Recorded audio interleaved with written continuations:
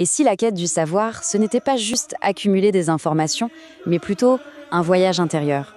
C'est exactement ça, la promesse de Kun Kahatiman, un texte d'une sagesse folle écrit par Cheikh Ahmadou Bamba. On ne parle pas juste d'un poème, c'est une véritable feuille de route pour transformer sa vie par la connaissance. Allez, explorons ce chemin ensemble. Dès les premiers mots, l'intention est claire. Ce texte, il ne s'adresse pas à tout le monde. Non, il est là pour ceux qui ont une ambition, un objectif noble. Ce n'est pas juste apprendre pour apprendre, c'est un véritable appel à l'action, une promesse pour celles et ceux qui sont vraiment prêts à s'engager. Et c'est ça qui le rend si puissant en fait.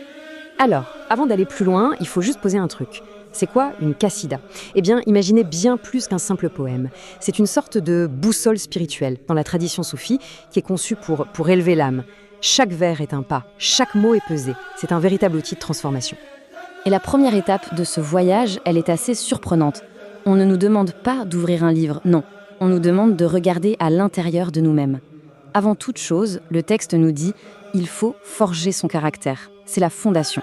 Sans ça, tout le reste risque de s'effondrer. Et cette fondation, elle repose sur 3 piliers. D'abord, la discrétion. L'idée, ce n'est pas de se cacher, mais de se protéger du bruit du monde, de rester concentré. Ensuite, le courage. Mais attention, pas le courage des super-héros, non, le courage du quotidien. Celui qui fait endurer les difficultés sans jamais se plaindre. Une force tranquille. Et enfin, la patience. Parce que le savoir, ce n'est pas du fast-food, c'est un don divin. Et ça demande du temps. Ce verset, il est waouh. C'est un véritable coup de poing. Il nous dit que la science, la vraie connaissance, ne sera jamais donnée à quelqu'un dont la plus grande peur, c'est d'avoir faim. Ça nous montre le niveau d'engagement total, de détachement qui est demandé. L'esprit doit être libéré de ses angoisses matérielles pour pouvoir vraiment s'élever. Bon, une fois que les fondations du caractère sont en place, il est temps de construire. La deuxième grande étape, c'est la discipline. Comment on transforme cette quête intérieure en action concrète, jour après jour. Regardez bien ce message. Révise à chaque fois, à chaque instant. L'étude, ce n'est pas un créneau dans un agenda. Non, c'est un état d'esprit permanent. C'est tout le contraire de la personne qui ne pense qu'à manger, boire, dormir. La quête du savoir, nous dit le texte, c'est un engagement de tous les instants. Et là, on arrive à un choix crucial, une vraie bifurcation. D'un côté, il y a la voie de l'apprenant. On se concentre à fond sur l'étude, avec la foi que le matériel, ça suivra. Et de l'autre côté, il y a la voie de l'accumulateur. Celui qui utilise la connaissance comme un simple outil pour s'enrichir. Le texte est très clair là-dessus, on ne peut pas courir 2 lièvres à la fois. Il faut choisir sa priorité. Ok, maintenant on a les fondations, on a la méthode. Il reste une dernière chose essentielle, les garde-fous. Parce que ce chemin est semé d'embûches, évidemment. Cette 3e partie, elle nous donne les principes pour ne pas tomber, pour se protéger des dangers qui guettent. Alors, comment on se protège? Eh bien, le texte propose un bouclier en quelque sorte. D'abord, un ancrage spirituel solide. Ensuite, une éthique en béton. Ne jamais, jamais nuire à autrui. C'est une condition non négociable.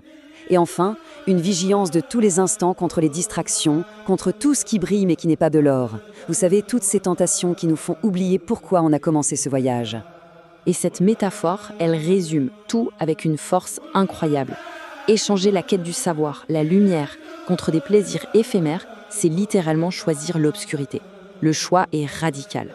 Et la conséquence, nous prévient le texte, elle est tout aussi inévitable. Le regret, un regret profond.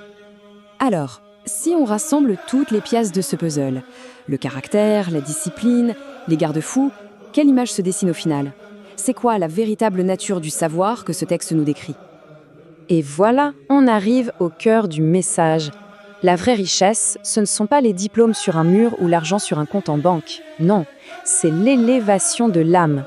La connaissance, dans cette perspective, ce n'est pas quelque chose qu'on possède, c'est quelque chose qui nous transforme de l'intérieur. Et tout ça, évidemment, ça nous ramène à aujourd'hui. Ces principes ont beau avoir des siècles, ils n'ont jamais été aussi pertinents.